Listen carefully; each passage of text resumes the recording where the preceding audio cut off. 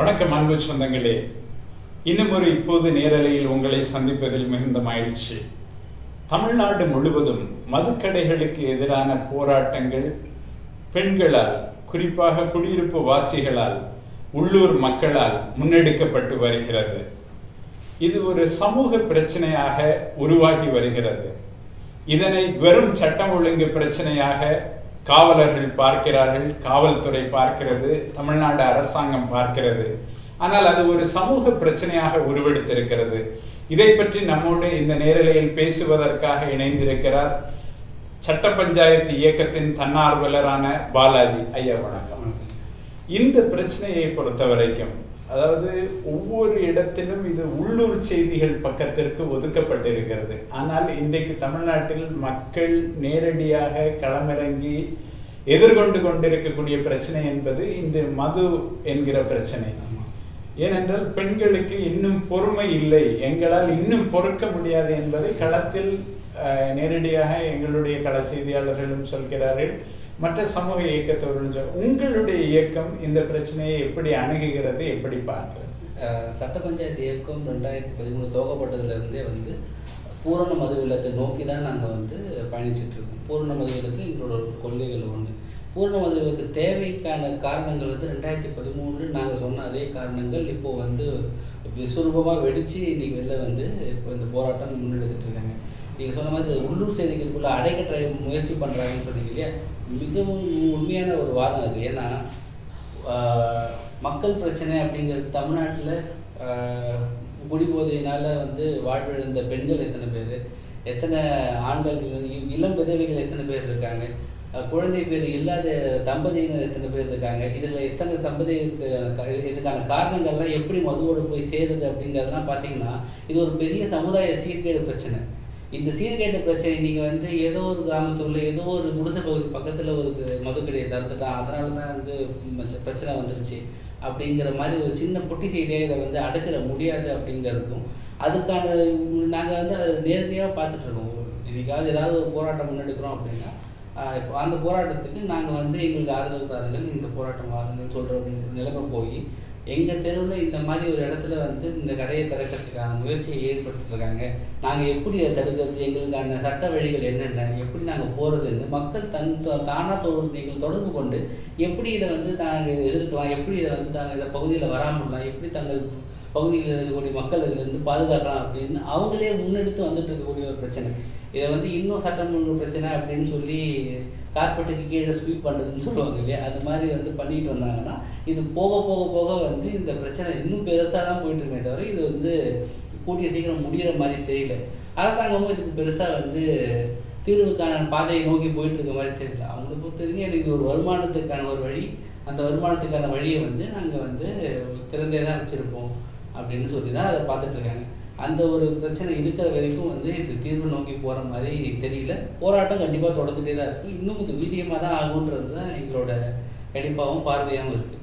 இதில் முக்கியமாக இதில் 2 விஷயமா நம்ம பார்க்க வேண்டியிருக்கு.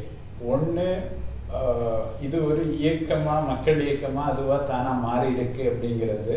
அதுக்கு பின்னால் இருக்கக்கூடிய சமூக பொருளாதார காரணிகள், அதாவது வீட்டுக்கு சம்பாதிக்க வேண்டிய ஒரு மனிதர் அந்த குடியிலேயே பெரும்பாலான சம்பாத்தியத்தை செலவு செய்கிறார். இதனால் நீங்கள் சொன்ன முக்கியமான பிரச்சனை இளம் விதவைகள் உருவான பிரச்சனை, இது போன்ற வீட்டில் உள்ள கல்வி என்பது, குழந்தைகளுடைய கல்வி என்பது பெரும் பாதிப்புக்குள்ளாகிறது. கல்வியை அரசாங்கம் இலவசமாக கொடுத்தாலும் கூட வீட்டில் அமைதி இல்லை என்றால் குழந்தைகள் எப்படி கல்வி கற்பார்கள்? இந்த டிராப் அவுட், இடைநிற்றல் என்பதற்கான முக்கியமான காரணம், வீட்டில் ஒருவர் குடி பிரச்சனைக்கு ஆளாகி இருக்கிறார், குடிநோயாளியாகி இருக்கிறார் என்றால் அந்த வீட்டில் சமாதானம் இல்லை, நிம்மதி இல்லை என்கிற ஒரு பிரச்சனையை நாம் பார்க்க முடிகிறது. இது ஒரு சமூக பிரச்சனை என்பதை ஏற்றுக்கொள்வதில் இருந்துதான் இதற்கான பிரச்சனையை நோக்கி, நீங்கள் சொன்னது போல அதை நீங்கள் வெறும் சட்டம் ஒழுங்கு பிரச்சனையாக மாற்றும் போது நீங்கள் உண்மைகளை ஏற்றுக்கொள்ள மறுக்கிறீர்கள். இந்த அரசாங்கம் எப்போது உண்மைகளை ஏற்றுக்கொள்கிறதோ அப்போதுதான் இதை தீர்க்க முடியும். உண்மைகளை ஏற்றுக்கிறாங்கன்னு தான் நினைக்கிறேன். உண்மை அவங்களுக்கு தெரியும். இதுதான் ஆனால் வந்து வருமானத்திற்கான வழி அவங்களுக்கு இதுக்கு அவங்களோட இதில் 3 விதமான வருமானங்கள் இருக்குது. சட்டத்துக்கு அரசாங்கத்துக்கு இது நன்முறையாக வரக்கூடிய ஒரு வருவாய். இது வந்து டாஸ்மாக் என்கிற அரசாங்க நிறுவனத்தின் மூலமாக அரசுக்கு கிடைக்கக்கூடிய வருவாய். அது ஒன்று. ரெண்டாவது, எந்தெந்த பகுதிகளில் கடை நடத்துதோ அந்த பகுதிகளில் பாரை வச்சிருக்காரு அந்த பகுதியை சேர்ந்த கட்சியோட இடைநிலை பிரமுகராக இருக்கார். அந்த இடைநிலை பிரமுகர் அந்த பாரை வச்சு அவருக்கு ஏதோ ஒரு வருமானம் அவருக்கு வந்துக்கிட்டு இருக்கு. அது ஒரு பிரச்சனை. ரெண்டாவது, இந்த டாஸ்மாகுக்கு சப்ளை பண்ணக்கூடிய இந்த சரக்குகள்லாம் இருக்கு இல்லையா, அந்த வந்து கொள்முதல் பண்ணுறது உற்பத்தி பண்ணுறது எல்லாமே பார்த்தீங்கன்னா இதே கட்சிகளை சேர்ந்த தலைவர்கள். விகாஸா இருந்தாலும் சரி, எஸ்என்ஜேவா இருந்தாலும் சரி, வேற யாரா இருந்தாலும் சரி, இவங்க தான் உற்பத்தி பண்றாங்க. நான் உற்பத்தி பண்ணி நான் எங்க கட்சிக்காரங்க நடத்தக்கூடிய கடைகள்ல விற்கக்கூடிய சரக்கை நான் திடீர்னு நிறுத்துன்னு சொன்னீங்கன்னா அரசாங்கத்துக்கு வர வருவாய் ஒரு பக்கம், அது நான் விதமாக சீர் செய்ய முடியுமா இல்லைன்னு ஆராயலாம். என்னோட பர்சனல் வருவாய் போயிருது இல்லை. அப்போ நான் வந்து என்னோட பர்சனல் வருவாயை பார்ப்பேனா இல்லை மக்கள் பிரச்சனை அப்படின்னு சொல்லிட்டு அதை பார்ப்பேனா? இது வந்து சட்டம் ஒழுங்கு பிரச்சனைன்னு அரசாங்கம் கண் மூடிட்டு இருக்குன்றதுலாம் நம்ப முடியாது. மக்களுக்கு தெரியும். ஆனால் நான் இது செய்யறது எவ்வளோ தூரம் தள்ளி போட முடியும், என்னோட வருவாய் எவ்வளோ நாளும் நான் என்ன சரி பண்ணிக்க முடியும், இதை எப்படியாவது தட்டி தள்ள தட்டியோ குட்டியோ இதை உட்கார வச்சு மக்களை அழுத்தி இதை வந்து நிறுத்த முடியுமா அப்படின்னு பார்க்குறாங்க. பந்து தான் இது. இப்போ ஒரு காட்டடைத்த ஒரு நல்ல ஒரு பிளாஸ்டிக் ரப்பர் பந்தை கொண்டு போய் தண்ணிக்குள்ளே எவ்வளோ நீங்கள் அழுத்தினாலும் அதே வேகத்தோடு தான் வெளில வரும். அவங்க ஏதோ கல்லை தூக்கி கணத்துக்குள்ளே போடுற மாதிரி போட்டால் இது போயிடும் அப்படின்னு நினச்சிக்கிட்டு இருக்காங்க. அது நடக்கும்னு நம்பிக்கை வரல. ஏன்னா இது வந்து பெரிய பிரச்சனையாக இருக்குது. மக்களோட வாழ்வாதார பிரச்சனை ரொம்ப முக்கியமாக பார்த்தீங்கன்னா இந்தியாவில் தமிழ்நாடு 2வது இடத்துல இருக்குது. விபத்தில் வந்து மரணிக்கிற ஆண்கள் முதல்ல. இளம் விதவைகள் நீங்கள் சொன்ன மாதிரி இளம் விதவைகள் விபத்துனாலேயும் இருக்கிறாங்க. அதில் பல விஷயங்கள் டங்கன் டிரைவிங் அப்படிங்கக்கூடிய இந்த குடித்து விட்டு வண்டி ஓட்டுறது இருக்குது. அதை வந்து காவல்துறை மூலமாக ஒரு இன்சூரன்ஸ்க்காகவோ இல்லை கருணையின் அடிப்படையில் அதை குடித்து விட்டு ஓட்டவில்லை, அவர் எதிர்த்து என்ன வரணும், விபத்தாக நடந்து விட்டது அப்படின்னு ஒரு விதமாக கொடுத்துட்றாங்க. ரெண்டாவது, ஹாஸ்பிட்டல்ஸில் நீங்கள் பார்த்தீங்கன்னா குடித்து விட்டு வர்றதுனால வந்து உங்களுக்கு மஞ்சள் காமாலை போன்ற இல்லை குடல் புற்று போன்ற இல்லை வேறு விதமான குடல் அழுகி போகக்கூடிய டைஃபாய்டு போன்ற வியாதிகள் எது வேணால் வரதுக்கு வாய்ப்பு இருக்குது. எது வந்தாலும் எது வந்து செத்தாலும் அந்த வியாதி ஏதோ அவனுக்கு சால்மோனெல்லா வைரஸ் அவனுக்கு வந்து தாக்கிடுச்சு, ஜாண்டிஸ் ஹெப்படைட்டிஸ் வைரஸ் தாக்கிடுச்சு, அதனால தான் அவனுக்கு உடம்பு சரியில்லாமல் போயிடுச்சுன்னு பல கேஸ் வந்து ஹாஸ்பிட்டலில் அப்படியே க்ளோஸ். எல்லாத்துக்குமே ரூட் காஸ் அனாலிசிஸ்ன்னு சொல்லுவாங்க. அதை பண்ணி கொண்டு போயிட்டு அதை கொண்டு போய் இந்த ஆல்கஹாலிசத்தில் நிறுத்தலாம். இந்த போதை அடிமை என்ற நோயில் கொண்டு போய் நிறுத்தலாம். அந்த நோயில் கொண்டு போய் நிறுத்தாமல் அதுக்கு ஒரு ஸ்டெப்புக்கு முன்னாடியே வந்து ஏதாவது ஒரு நோயில் நிறுத்திடுறோம். இதை நான் நிறுத்ததால் என்ன ஆகுது, எல்லாத்தையும் வந்து மறைச்சி வச்சுட்டு இருக்கோம் இதனால. ஆனால் உண்மை எவ்வளோ நீங்கள் மறைச்சி வைக்க முடியும்? விதவைகள் அதிகமாக இருக்காங்க. இன்னொரு விஷயம் வந்து இன்ட்ரெஸ்டிங்கான ஒரு விஷயம் தான், இந்த தமிழ்நாட்டில் இருக்கக்கூடிய ஆண்கள் அன்ஸ்கில் லேபர்ஸ்ன்னு சொல்லக்கூடிய லேபர்ஸே ரொம்ப கம்மி. மூட்டை தூக்கக்கூடிய தொழிலாளர்கள், ரிக்ஷா எடுக்கிறவர்கள் ரொம்ப கம்மி பேர் இருக்காங்க. அவங்க ஒரு 12 மணி நேரம் வேலை செஞ்சாலும் அவங்களுக்கு தேவையான வருவாய் கிடைக்கும். 12 மணி நேரம் வேலை செய்யறதுக்கான உடல் திராணி அவங்ககிட்ட இல்லை, மது பழக்கத்தினால. அதனால் அவங்களுக்கு இதில் தேவையான வருவாய் வர்றது கிடையாது. தேவையில்லாத வருவாய் வர்றப்போ அதை கொண்டு போயிட்டு டாஸ்மாகில் பாதியை கொடுத்துட்டு வந்தாங்கன்னா அவங்க பொருளாதார நிலைமை இன்னும் சீர்கெட்டு போயிட்டு இருக்கு. இந்த மாதிரி வீட்டில் இருக்கக்கூடிய தாய்மாருக்கு இப்போ வெள்ளத்துக்கு காரணம் வேறு வழி கிடையாது, வந்து தான் தீருவாங்க. இது வந்து போராடி தான் தீருவாங்க. அரசாங்கம் இதை எவ்வளோ சீக்கிரம் முடிச்சுக்குதோ அது வந்து நாட்டோட சட்டம் ஒழுங்குக்கு மட்டும் கிடையாது, ஒரு மக்களோட ஒரு மகிழ்ச்சியான ஒரு வாழ்வுக்கும் வந்து கான்ஸ்டிடியூஷன் சொல்லியிருக்கு. மக்கள் மகிழ்ச்சியாக இருக்கிறது தான் வந்து ஒரு அரசாங்கத்தோட முக்கியமான ஒரே வேலை. அதுக்கு நீ என்னென்ன பண்ணணுமோ அதெல்லாம் பண்ணிக்கோ அப்படின்றது தான் கான்ஸ்டிடியூஷனோட ஒரு குறிக்கோள். அந்த முக்கியமான வேலையை நீங்கள் செய்யலைன்னா இது கண்டிப்பாக வந்து ஒரு பெரிய பிரச்சனையாக வந்து முடிச்சு வரத்தான் போகுது. நிச்சயமாக இந்த போராட்டங்கள் ஆரம்பித்த போது உங்களுக்கு ஞாபகம் இருக்கும், திருப்பூர் பக்கத்தில் சாமலாபுரத்தில் இந்த போராட்டம் ஆரம்பித்த போது காவல்துறை எவ்வளவு மூர்க்கமான தாக்குதல்களை மேற்கொண்டார்கள். அது மிகப்பெரிய அளவுக்கு ஒரு எதிர்வினையை உருவாக்கியது. ஏன் இவர்கள் இவ்வளவு மோசமாக போராடுகிற மக்களை தாக்குகிறார்கள்? சமீபத்தில் கூட சென்னை உயர்நீதிமன்ற நீதிபதியாக இருக்கக்கூடிய கிருபாகரன் கேட்கிறார், ஏன் நீங்கள் அந்த மக்களை இவ்வளவு மோசமாக நடத்துகிறீர்கள், இந்த மத ஒழிப்பு போராட்டத்தில் ஈடுபடக்கூடிய மக்களை என்று அரசாங்கத்தை பார்த்து கேள்வி கேட்கக்கூடிய ஒரு நிலைமை இருக்கிறது. இதில் சிவில் சமூகத்துக்கும் காவல்துறைக்கும் இடையே ஒரு சில புரோட்டோகால்ஸ் செய்ய வேண்டி இருக்கு. இதுல நான் முழுக்க காவல்துறை தான் இந்த தவறை ஆரம்பித்தது என்பதற்கு சாமலாபுரம் மிக அழகான உதாரணம். ஆனால் அதே சமயத்தில் சில இடங்களில் மக்கள் சட்டத்தை கையில் எடுத்துக் கொண்டார்கள், அத்துமீறினார்கள் என்கிற பிரச்சனையும் இருக்கிறது. எனவே சிவில் சமூகத்துக்கும் காவல்துறை இரண்டுக்குமே நாம் இதில் எங்கு கட்டுப்பாடுகளை, சுய கட்டுப்பாடுகளை அவர்கள் கடைபிடிக்க வேண்டும் என்பதை பேச வேண்டியிருக்கிறது. குறிப்பாக சிவில் சமூக அமைப்புகள், சிவில் சமூகம் அப்படிங்கிறது சாதாரண ஒரு மக்கள் எடுத்துக்கோம். இப்போ நான் வந்து ஒரு எங்கள் வீட்டு பக்கத்தில் ஒரு டாஸ்மாக் வரப்போகுது அப்படின்னு நான் பார்க்குறேன். எனக்கு அது வந்ததுன்னா எங்கள் சுற்று வட்டாரத்தில் இருக்கக்கூடிய மக்களோட நிலைமை பாதிக்கப்படும். ஏற்கனவே பாதிக்கப்பட்டு இருக்காங்க, அவங்க இன்னும் அதிகமாக பாதிக்கப்படுவாங்க அப்படின்னு எனக்கு தெரியுது. நான் இப்போது போயிட்டு ஒரு பெட்டிஷனை கொண்டு போயிட்டு எங்கள் வில்லேஜ் அட்மினிஸ்ட்ரேட்டிவ் ஆஃபீஸர், கிராம நிர்வாக அலுவலர்கிட்டையோ இல்லைன்னா கலெக்டர்கிட்டையோ இல்லை ஊர் தலைவர் இருந்தப்போ அவர்கிட்டையோ யார்கிட்டையும் ஒரு மனுவாக கொடுக்குறோம். அந்த மனுவில் இன்றைக்கி 100 மனு கொடுத்தோம்னா ஒரு 10 மனுவாவது ஏதாவது நடவடிக்கை எடுக்கப்பட்டிருது அப்படின்னா நான் சரி பரவாயில்ல, அரசின் மற்ற இது நிர்வாக இயந்திரங்கள் ஒழுங்காக இயங்கிட்டு இருக்கு, அது மூலமாக நான் கொண்டு போகலான்னு ட்ரை பண்ணோம். கிட்டத்தட்ட 2013 இது வரைக்கும் எத்தனை போராட்டங்கள் நடத்தி மக்கள் எத்தனை டாஸ்மாக மூடி இருக்காங்க. மூடப்பட்ட டாஸ்மாகுகளே திரும்பி இன்னைக்கு இந்த புது சட்டம் வந்ததுக்கப்புறமா கொண்டு வராங்க. அதை மூடுறதுக்கே நாங்கள் எக்கச்சக்க பாடுபட்டோன்றது தான் வரலாறு. அவ்வளோ பண்ணதுக்கு அப்புறமும் இப்போ திரும்பி கொண்டு வரும்போது வேறு என்ன மக்களுக்கு நான் வன்முறையை ஆதரிக்கவே போகிறது கிடையாது. வன்முறையை மிக கடுமையாக நம்ம எதிர்க்க வேண்டியிருக்கு. ஆனால் வன்முறை அப்படிங்கிறது ஒரு சின்ன புள்ளியில் பார்த்தீங்கன்னா இது யார் மேலேயும் கல்லெறியில், இதுமாரி யாரையும் மனிதர்களை யாரையும் துன்புறுத்தலை.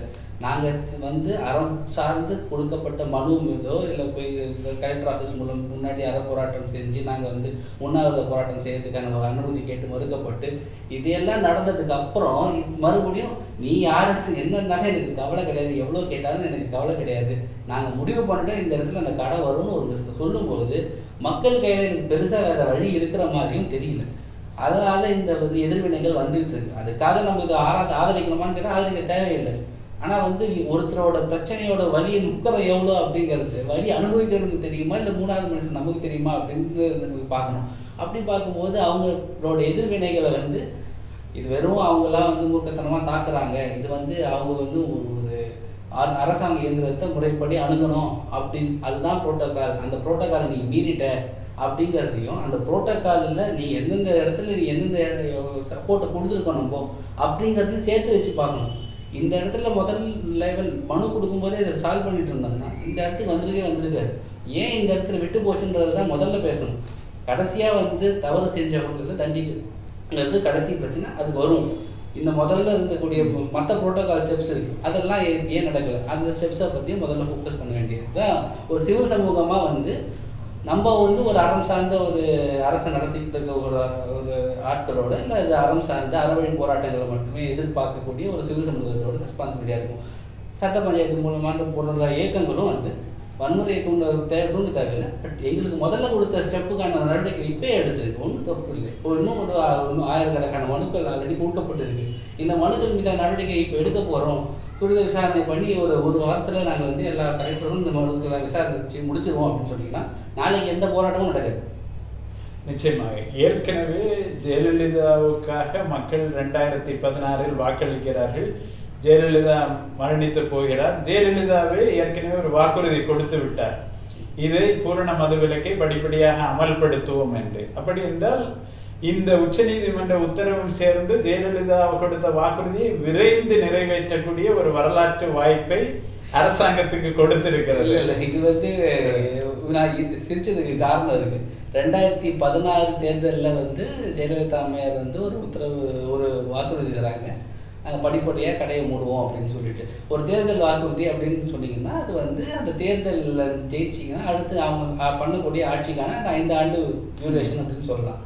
ஸோ 2016 நீங்கள் ஆரம்பிச்சிங்கன்னா 2021 வரைக்கும் இருக்குது. இந்த 5 வருஷத்தில் 5000 கடையில் மூடணும்னா வருஷத்துக்கு ஒரு 1000 கடையை மூடணும் அப்படிங்கிறது தான் கணக்கு. இந்த வருஷத்தில் ஒரு 500 கடையை முதல்ல மூடினாங்க. அதுக்கப்புறம் ஒரு 500 கடையை மூடுறதுக்கு இப்போ எடப்பாடி வந்தப்போ 1000 கடை நீங்க சொன்ன மாதிரி அவங்க ஃபேஸ்ட் மேனர் போடுறாங்க. இதுக்கப்புறம் திடீர்னு இந்த இடத்துல இந்த பிரச்சனைகள் வருது, உச்சநீதிமன்றத்தோட உத்தரவு வருது. இப்போ 2500 கடை இன்னும் எக்ஸ்ட்ராவா மூடியாச்சு. இந்த மூடப்பட்ட கடை மூடியாச்சு இல்ல 3000க்கு மேற்பட்ட கடை, 3000 இன்னும் ஒரு 1000 கடையோ 2000 கடையோ தான் இன்னும் மிச்சம் இருக்கு. சரி, இந்த மூடப்பட்ட கடையை வந்து சரி இப்போ ஒதுக்கி வச்சுட்டு இன்னும் 2000 கடை இருக்கு, இப்போதைக்கு அது இருக்கட்டும். நம்ம வந்து ஒரு வருஷத்துல 500 கடை 1000 கடை மூடணும் இல்லையா? இந்த 500 கடை மூடினப்போ 1000 கடை மூடினப்போ 5000த்துல இருந்தப்போ ஒரு 10% இல்லை 20% வந்து வருமானம் குறைஞ்சிருக்கணும்ல. ஸோ 35,000 கோடியா இருக்க வருமானம் ஒரு 10% குறைஞ்சா கூட ஒரு 3500 கோடி குறைஞ்சி இல்ல. ஒரு புள்ளி விவரம் ஹிந்துவுடைய செய்தியாளர் டி ராமகிருஷ்ணன் டாஸ்மாக்ல விசாரிச்சு போட்டிருந்தாரு. ஏப்ரல் மாதம் மட்டும் 2000 கோடி அந்த மாதம் வரக்கூடிய வருமானம் என்பது 700 கோடியாக குறைந்திருக்கிறது. ஏப்ரல் மாசம் உச்சநீதிமன்ற உத்தரவு வந்ததுக்கு அப்புறமா இல்ல உச்சநீதிமன்ற உத்தரவு அந்த 1000 கடைகள் மூடினால 3500 கோடி குறைஞ்சிருக்கணும், அது குறையல. இல்ல இல்ல குறைஞ்சிருக்குங்கிறதுக்கு இந்த ஏப்ரல் ஒரு உதாரணம் உங்களுக்கு. ஏப்ரல் புள்ளி விவரம். அதாவது இப்ப ஏன் இந்த கான்ஃபிளிக்ட் வருது அப்படின்னா நீங்க சொல்லக்கூடிய அதே விஷயம் தான். அரசாங்கம் பதறுது, எனக்கு வருமானம் குறைஞ்சிருமோ அப்படிங்கிற. நான் எங்க வரேன் அப்படின்னா 2015ல நீங்க வந்து ஆரம்பிச்சீங்க இல்லையா இந்த போராட்டம், இந்த முடிவை எடுத்தீங்க இல்லையா? அப்பவே மாற்று வருமானத்துக்கான வழியை நீங்க செஞ்சுட்டீங்களான்றது தான் ஒரே கேள்வி, வேற எங்கேயும் வரல. வருமானம் குறையும், வருஷத்துக்கு 20% கடையை குறைச்சிங்கன்னா வருமானம் குறைஞ்சது 20% குறையணுன்றத வந்து கணக்கு. அந்த 20% வருமானம் குறையும், அதுக்கேற்ற அளவு நீங்க வந்து ரீஹாபிலிட்டேஷன் சென்டர்ஸ் புனரமைப்பு அந்த இதில் நீங்க இன்வெஸ்ட் பண்ண வேண்டியிருக்கும். அதெல்லாம் பண்ணீங்கன்னா கூட வருமானம் குறையுன்றது யதார்த்தமான விஷயம். அது மட்டும் இல்ல, இந்த வருமான குறைவுக்கு என்ன ஏதாவது ஒரு ஸ்கீம் இது பண்றதுனால நாங்க வந்து இந்த டாஸ்மாக் மூலமா வரக்கூடிய வருமானத்தை இது மூலமா நாங்க வந்து ஈடுகட்ட போறோம் அப்படின்னு ஏதாவது ஒரு ஸ்கீம் இது வரைக்கும் அரசாங்கம் அனௌன்ஸ் பண்ணதா எனக்கு தெரியல.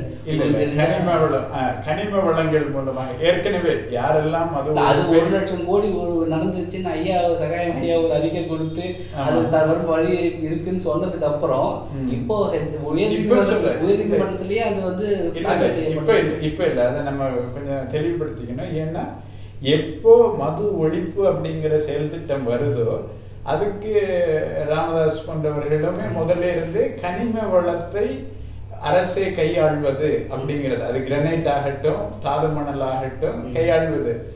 ஜெயலலிதா இந்த திட்டத்தை அறிவிக்கும் போது, பூரண மதுவிலக்கை அறிவிக்கும் போதே இந்த 2013 முதலே அதை நோக்கிய சில படிகளை எடுத்து வைக்கிறார். தாது மணலை முழுக்க அரசு. அதனால்தான் ஜெயலலிதா வைத்த அந்த பார்வையை இந்த அரசாங்கம் இழந்து விட்டது என்பது ஒரு பிரச்சனை. இந்த தாது மணலை எவ்வளவு துரிதமாக அவர்கள் கையில் எடுத்திருக்க வேண்டுமோ அதை அவர்கள் எடுக்கவில்லை என்பது ஒரு பிரச்சனை. மத்திய அரசுக்கு ஜெயலலிதா முகம் கொடுத்தார். பிரச்சனைகளை எதிர்கொள்ளும் போது எனக்கு நிதி தரமாட்டேன் என்று மத்திய அரசு சொல்லும் போது போராடி வாங்கக்கூடிய ஒரு போராட்ட குணம் இருந்தது. ஆனால் இன்றைக்கு இவர்கள் காலில் விழுந்து கிடக்கிறார்கள் என்கிற ஒரு பிரச்சனை இருக்கிறது. ஆமா, நீங்கள் ஒவ்வொரு நாளும் கடிதம் எழுதுவதிலிருந்து எல்லாமே குறைந்திருக்கிறது. நீங்க மத்திய அரசோடு ஒரு போராடி கடிதம் எழுதவே தேவையில்லை, அவங்க சொல்றதை நீங்க செய்யறாங்க. எது கடிதமே எழுதவே இல்லை, அவங்கதான் வந்து இவங்களுக்கு உத்தரவு போட்டுட்டு இருக்காங்க. இவங்க நிதி நிலைமை மோசமாக இருக்கும் போது இவர்கள் எவ்வளவோ போராடி இருக்க வேண்டும், நிதிகளை பெற்றிருக்க வேண்டும்.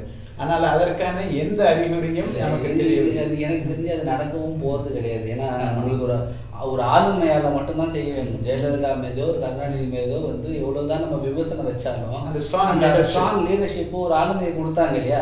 அது வந்து நீங்க ஒரு ஓபிஎஸ் கிட்டயோ ஒரு இபிஎஸ் கிட்டயோ எதிர்பார்க்கவும் முடியாது. அது வந்து யதார்த்தமும் கூட பார்த்துட்டு இருக்கோம். அதனால இந்த டிரான்சிஷன் ஃபேஸ்ல வந்து இந்த பிரச்சனைகள்லாம் வரும்போது இது கையாளுவதற்கான ஒரு திறமையும் கிடையாது அப்படிங்கிறதையும் எல்லாமே வந்து அரசு அதிகாரிகள் கிட்ட வந்து அவங்க கிட்ட விட்டுட்டு நீங்க பார்த்துக்குவாங்க அப்படின்னு சொல்லும்போது அவங்க என்ன பண்றாங்களோ அதுதான் போது டிஎஸ்பி அவர் தானே ஒரு முடிவு எடுக்கிறாரு, ஹோம் செக்ரட்டரி தானே ஒரு முடிவு எடுக்கிறாரு. அப்படிதான் வந்து நிர்வாகம் போயிட்டு இருக்கே தவிர ஒரு சினர்ஜியோ ஒரு ஒருங்கிணைப்பு வந்து அரசு நிர்வாகத்தில் இல்லை அப்படிங்கிறது கண்கூட தெரியுது. அதனாலதான் வந்து எந்த ஒரு மூமெண்ட் என்ன இருந்துச்சுன்னு சொல்லுங்க. இந்த விஷயத்துல நம்ம ஓகே தாது மணல் மூலமாக எடுத்துக்கலாம். ஆற்று மணல் விற்பனையை வந்து நாங்கள் வந்து இப்போ எடுத்து கொடுக்குறோம் அப்படின்னு சொன்னாங்க. ஆற்று மணல் விற்பனை கிட்டத்தட்ட அரசாங்கம் தான் வந்து டோக்கன் போட்டு கொடுக்கும். அதுக்கப்புறம் அதை போய் மண் அள்ளிட்டு போவாங்க. நீங்கள் மண் அள்ளி லாரியில் கொட்டுறது வரைக்கும் நீங்கள் டோக்கன் கொடுத்துட்டீங்க, அவங்க அள்ளிட்டு போவாங்க, அதுக்கான காசை கட்டிட்டீங்க. இப்போ வந்து டோக்கன் கொடுத்து நீங்களே அள்ளி லாரியில் போடுவீங்க. அவ்வளோதான் மாறி இருக்குது. பெருசாக ஒன்றும் அதில் வந்து மாற்றங்கள் ஏற்பட்ட மாதிரி தெரியல. ஸோ இதில் வந்து பெருசாக வருமானம் வந்ததுன்னா நல்ல விஷயம். ஆனால் அதை வந்து இமீடியட்டாக எவ்வளோ சீக்கிரம் வந்து 2000 கடை மூடியாச்சா, இப்போ இமீடியட் மூடணும். முதல்ல ஒரு வருஷத்துக்கு அதை வந்து திறக்க வேண்டாம். அட்லீஸ்ட் எங்கெங்கெல்லாம் திறக்கக்கூடாது மக்கள் போராடுறாங்களோ அந்த இடத்துல மட்டும் திறக்காம அதில் வரக்கூடிய நிதி பிரச்சனைகளை வந்து நம்ம தீர்த்துக்கலாம். என்ன வந்து இதில் என்னென்னா 36,000 கோடி ஏதோ வருமானம் வருது. அதில் வந்து அரசாங்கத்தோட வருமானத்தில் 2ல் 3ல் 4ல் 3 ஒரு பங்கு ஏதோ வருது. இந்த வருமானத்தில் நீங்கள் பார்த்தீங்கன்னா அப்படியே மக்களுக்கு கொண்டு போய் நாங்கள் சேர்க்கக்கூடிய இலவச திட்டங்கள் அப்படின்ற ஒரு ஸ்கீம் இருக்கு இல்லையா. சில இலவசங்கள் தேவை. மதிய உணவு திட்டம் கண்டிப்பாக தேவை. அரசாங்கம் கொடுக்கக்கூடிய மருத்துவ உதவி கண்டிப்பாக தேவை. ரேஷனில் மக்களுக்கு கொடுக்கக்கூடிய உணவுப் பொருட்கள் வந்து கண்டிப்பாக தேவை. ஆனால் வந்து ஒரு 12வது படித்த மாணவருக்கு வந்து ஒரு ஸ்கூலில் சைக்கிள் தேவையா, லேப்டாப் கொடுக்கணுமா, இல்லை வந்து TV, mixie, grinder, fridge, washing machine போன்ற வீட்டு வாசலில் வசந்தன்கோடு கிடைக்கக்கூடிய அனைத்து சாமான்களையும் வீட்டில் கொடுக்கணுமா அப்படிங்கிறது நமக்கு தேவையில்லை. அட்லீஸ்ட் ஒரு 2 வருஷத்துக்கு இதை கொடுக்க முடியும். எங்களால் கொடுக்கறதுக்கான என்ன இருக்குது. ஆனால் ஒரு 2 வருஷத்துக்கு கொடுக்க முடியும். வாஷிங் மிஷின்லாம் ஒரு 2 வருஷம் என்னால் வாழ முடியும். இல்லை, ஆனால் 2 வருஷம் கொடுக்காம இருந்தீங்கன்னா என்ன ஆகுங்கிறது அகிலேஷ் யாதவ் அவர் தமிழ்நாட்டை பார்த்து அவர் லேப்டாப் கொடுக்கிற திட்டத்தை உத்தரப்பிரதேசத்தில் நிதி நிலைமை இருக்கிற அமல்படுத்தினார். 1 வருஷத்துக்கு பிறகு நிதி ஆதாரம் பற்றவில்லை, போதவில்லை என்று சொல்லி அதை நிறுத்தினார். அதுவும் அவருடைய தோல்விக்கு இந்த வருடத்தில் காரணமாக இருந்தது என்று ஆய்வாளர்கள் சொல்கிறார்கள். இருக்கலாம். இது வந்து நீங்க நாட்டுக்காக வேலை பார்க்குறீங்களா, உங்களோட கட்சியோட வெற்றிக்காக வேலை பார்க்க போறீங்களா? நாட்டு நிதி நிலைமையை முன்னேற்றுறது 3% தான் இருக்கணும்னு சொல்லிட்டு நம்ம இதுல ஒரு சின்ன குழப்பம் 4.2 எங்கே போயிருக்கணும். இல்லை, இதுல முக்கியமான விஷயம் இருக்கு. எப்போதுமே புட் பீப்புள் ஃபர்ஸ்ட். அது நம்மை போன்ற ஊடகங்களுக்கோ நம்மை போன்ற சிவில் சமூக இயக்கங்களுக்கானாலும் சரி, அரசுக்கானாலும் சரி, அதிலிருந்து நாம் விலகி அந்த வாதத்தை எடுத்து செல்ல வேண்டாம் என்று நினைக்கிறேன். ஏன்னா நீங்கள் இந்த சமூக நலத்திட்டங்களுக்கு எங்கிருந்து நிதிகளை பெற முடியும் அல்லது நிதி ஆதாரத்தை பெருக்கிறதுக்கு டைம் தேவை சார். நீங்க ஒரே நாள் டாக்குமெண்ட் எல்லாத்தையும் வந்து மினரல்ஸ் எல்லாத்தையும் நீங்கள் வந்து ஆப்ஷன் பண்ணி கவர்மெண்ட் ஒரே மாதத்தில் வருமானத்தை வர வைக்க முடியாது. அதுக்கு ப்ராசஸ் வந்து சரி எஸ்டாப்ளிஷ் பண்ண வேண்டியது இருக்கும். அதுக்கு நிறைய விஷயங்கள் மாற்ற வேண்டியது இருக்கும் அரசு நிர்வாகத்தில். அதுக்கு வந்து டைம் தேவை. அதே சமயத்தில் நீங்கள் ஆற்றல் டைம் தேவை. இதுக்கு எல்லாமே டைம் தேவை என்பது அல்ல, பொலிட்டிக்கல் வில் தான் அதில் தேவையா இருக்கு. அதுதான் தேவை. அதுவும் தேவை, டைம் தேவை. நம்ம யதார்த்தத்தையும் பார்த்தே ஆகணும். கவர்மெண்டால ஒரே மாசத்துல திடீர்னு 10,000 கோடியை வந்து மந்திரம் போட்டுலாம் வர வைக்க முடியாது. அவங்க அதுக்கு வந்து ஒரு ப்ராசஸ் இல்லைன்னா நாளைக்கு இதே இந்த சமுதாயம் போயிட்டு கேள்வி கேட்கும். எப்படி நீ இந்த மாதிரி ஒரு டெண்டரை நீ கொடுத்த, ஆர்பிட்ரியே யாரை கேட்டு கொடுத்த, நான் ஏன் வந்து வரல, வருமானம் வரல அப்படின்னு கேள்வி கேட்கும். அதனால ரெண்டுமே பேலன்ஸ் பண்ண வேண்டியது இருக்கு. இப்போதைக்கு கடையை மூட வேண்டியது உங்களோட கொள்கைகள் ஒன்று இருக்கு அப்படின்னும் போது இதை மூடும் போது எதுக்கு நீ ப்ரையாரிட்டி கொடுக்க போறீங்கன்றது ஒரு விஷயம் இருக்கு. முன்னுரிமையை வந்து நான் கடையை மூடுறதுக்கு தான் கொடுக்க போறேன், அப்படி மக்களோட வாழ்வாதாரத்துக்கு நான் கொடுக்க போறேன் அப்படின்னு சொல்லும்போது இதனால வரக்கூடிய நன்மைகளை பாருங்க. மருத்துவமனைகள்ல நீங்க வந்து நான் சொன்ன மாதிரி இந்த நோய் மூலமா வந்து அனுமதிக்கப்படுறாங்க இல்லையா, அவங்களோட எண்ணிக்கை குறைய போகுது. ஸோ மருத்துவமனைகளில் உங்களுக்கு ஆகக்கூடிய செலவுகள் கம்மியாகிறதுக்கான வாய்ப்பு இருக்கு. இன்சூரன்ஸ் மாதிரி இதெல்லாம் கம்மியாகும். மக்கள் வேலைக்கு அதிகமாக போகிறதுக்கான வாய்ப்பு, மக்கள் கையில் அதிகமாக பணம் இருக்கிறதுக்கான வாய்ப்பு இருக்கு. இவ்வளவு வரும்போது மக்கள் தங்களுக்கு தேவையான விஷயங்கள் தாங்களே பண்ணி கொள்வதற்கான வாய்ப்பும் இருக்கு. சமூக நலன் அப்படிங்கிறது அரசாங்கமும் செய்யலாம், மக்கள் தன்னோட நலன் லாங் டைம் தான். இப்போது நீங்கள் மருத்துவத்தில் என்ன செலவு குறைகிறதோ அதே செலவை போதை மீட்பு மறுவாழ்வு மையங்களில் இவங்க இன்வெஸ்ட் பண்ணி ஆகணும். நிச்சயமா இது வரைக்கும் ஒரு சென்டரை பத்தி எங்கேயும் திறந்த மாதிரியும் எனக்கு தெரியல. செய்யல, இது வரைக்குமே எதுவும் செய்யல. இனிமே செய்ய வேண்டிய இருக்கக்கூடிய விஷயங்கள் நிறைய இருக்கு. ஆனா வந்து ஏதோ ஒரு புள்ளியில ஆரம்பிக்கணும். அந்த புள்ளியை வந்து உங்களுக்கு உச்சநீதிமன்றம் எடுத்து கொடுத்துருச்சு, இதுதான் உங்க புள்ளி அப்படின்னு சொல்லிடுச்சு. இந்த புள்ளியிலேருந்து நம்ம ஆரம்பிச்சு போவோம். 2500 கடைகள் இல்லை அப்படின்ற ஒரு யதார்த்தத்தை நம்ம வந்து ஒத்துக்கிட்டு இப்போ மீதி எப்படி நம்ம கொண்டு போனோம் அப்படின்னு பார்க்கும்போது, சரி இப்போ வரக்கூடிய வருவாயில் எப்படி இருக்கக்கூடிய மக்களுக்கு நல்லது செய்ய முடியும், அதில் எதை நம்ம ப்ரையாரிட்டைஸ் பண்ண முடியும் அப்படிங்கிறத கொண்டு போக வேண்டியது இருக்குது. இல்லாத வருமானத்தை நான் 8% வந்து நிதி நிலைமையை வந்து மோசப்படுத்திட்டு அதுக்கப்புறம் எல்லாத்தையும் இல்லாத காசு செலவு பண்ணிட்டு அதுக்கப்புறம் வருவேன். இல்லை நீங்கள் என்ன ஒரு ஒரு பாலம் கட்டுறதுல வந்து தொய்வு ஏற்படலாம், மருத்துவமனைக்கு செலவு செய்யறது தொய்வு ஏற்படும், இல்லை ஒரு பெரிய முக்கியமான வந்து மக்கள் நலத்திட்டம் இருக்கு இல்லையா, உண்மையான நலத்திட்டம், அந்த திட்டத்தில் வந்து உங்களுக்கு வந்து தொய்வு ஏற்படுமே தவிர நீங்கள் இந்த இலவச திட்டங்கள்ன்றதை வந்து இன்னும் குறைவான மக்களுக்கு தான் வந்து பயனளிக்குது. நிறைய மக்களுக்கு பயனளிக்கக்கூடிய திட்டங்கள் இப்போ பஸ் வாங்கணும்னு இருக்குன்னு வச்சுக்கோங்க. தமிழ்நாட்டில் பஸ் எப்போ வாங்கினாங்க கடைசியாக தெரியல, கொஞ்சம் கொஞ்சமாக ஒரு 50 100 அப்படின்னு அப்பப்போ வாங்கிட்டு இருக்காங்க செய்தி வருது தவிர ஒரு தேவை மக்களோட வளர்ச்சிக்கும் பஸ்ஸுகளோட எண்ணிக்கைக்கும் வந்து ஒரு டிஸ்ப்ரப்போர்ஷனேட் பேலன்ஸ் இருக்குன்னு சொல்லுவாங்க. அது இருக்கு, அதுக்கு பஸ் நிறைய வாங்குறாங்க, அது வாங்குறதுக்கான பண்ண வேண்டிய செலவுகளை பண்ணுவாங்க. அதை பண்ணாமல் இப்போ வந்து ஒரு லேப்டாப்போ மிக்சியோ கிரைண்டரோ கொடுக்கும்போது எனக்கு வந்து ஒரு 4 பேருக்கு பயன்படுறதுனா இது வந்து ஒரு அதே காசு ஒரு 100 பேருக்கு ஒரு லேப்டாப் வாங்குற காசு ஒரு பஸ் வாங்கினா ஒரு 10,000 பேருக்கு பயன்படும். இல்லை, இதில் நான் கண்டிப்பாக மாறுபட விரும்புகிறேன். அது எப்படி என்றால் சமூக நீதி சமூக நல திட்டங்களை பற்றி ஒரு மத்தியதர வர்க்கத்து பார்வை, நீங்கள் சொல்லக்கூடிய பார்வையானது ஏன் அது மத்தியதர வர்க்கத்து பார்வை என்றால் இது மிக குறைவான மக்களுக்கு பயன்படுகிறது. ஆனால் மிக குறைவான மக்கள் ஒரு ஏறக்குறைய 30% மக்கள் பிலோ பாவர்ட்டி லைன், 70% மக்கள் இந்தியாவில் பிலோ பாவர்ட்டி லைன் இல்லை. தமிழகத்தை பொறுத்த வரைக்கும் அவர்களுடைய கல்விக்கு ஒரு சாதனமாக அந்த லேப்டாப் இருக்கிறது. லேப்டாப் வந்து 12ஆவது முடிச்சதுக்கு அப்புறமா தான் இந்த கையில கொடுக்க போறாங்க. 12ஆவது முடிச்சதுக்கு அப்புறமா வந்து 18 வயசுல ஒரு மாணவன் கையில கொண்டு போய் லேப்டாப் கொடுக்கறதுனால கல்விக்கு பயன்படுது அப்படிங்கிறது உண்மையை பற்றி நம்ம பேச வேண்டாம். அது எப்படி பயன்படுது அதை விட நான் என்ன சொல்ல வரேன்னா, அதை விட 6ஆம் வகுப்பு முதல் 12ஆம் வகுப்பு வரை ஒரு மாணவன் தன்னோட எதிர்காலத்தை கட்டமைச்சுக்கிற ஒரு நேரம் அது. அந்த நேரத்தில் அந்த பணத்தை கொண்டு போய் அவனுக்கு செலவு பண்ண அதே மாணவனுக்கு செலவு பண்ணுங்க, நான் வேணாம் சொல்ல, அதே மாணவனுக்கு செலவு பண்ணும்போது அவனோட எதிர்காலத்தை இன்னும் கொஞ்சம் சிறப்பாக கட்டமைச்சுப்பான்றதான் என்னோட பார்வையை தவிர லேப்டாப்பை கொடுக்க வேணாம் நான் சொல்ல.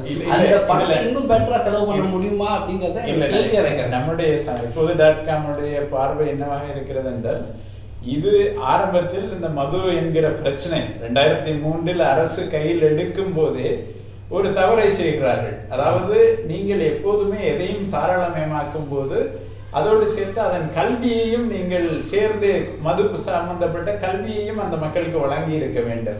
அது தாராளமயமே ஆகலையே. 2003 கையில எடுத்தப்போ முன்னாடி இருந்த 70களில் இருந்த லைசன்ஸ் ராஜ்யத்தை வந்து ஒழிச்சு அதுக்கு இப்போ வந்து சோசியலிசத்துக்கு கொண்டு போய் நான் அரசாங்கமே நடத்தும் அப்படின்னு சொல்லி சோசியலிசம் தாராளமயமாச்சுன்னா அது முதலாளிகள் கையில போயிருக்கு. இது எந்த முதலாளிகள் வந்து சூடோ அது பேர் என்ன குரோனி கேபிட்டலிசம் சொல்லுவாங்க.